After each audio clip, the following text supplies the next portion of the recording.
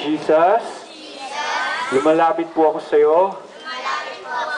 Nagpapasalamat sa lahat ng biyaya na pinagkaloob mo sa akin.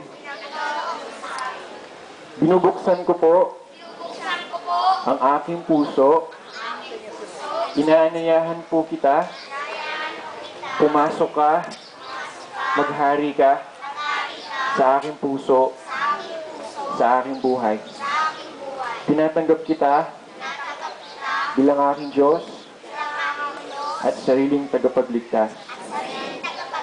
Marami pong salamat. Ito pong aking dalangin.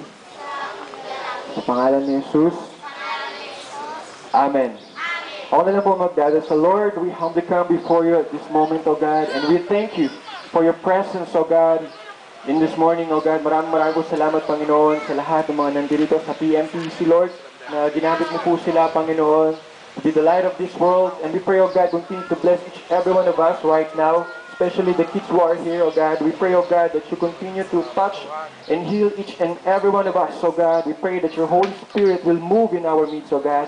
Continue to heal each of us, our heart, our body, our life, and our spirit, O God. Continue to send your angels, Panginoon, to protect each every one of us and cover us by the precious blood of Jesus Christ, O God.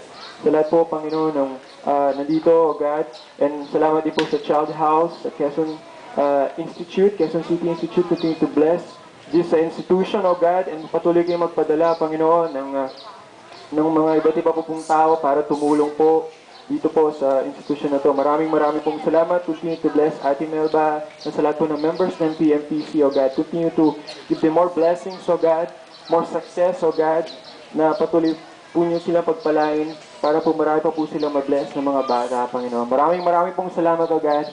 In the name of Jesus, we pray. And everybody say, Amen! Amen!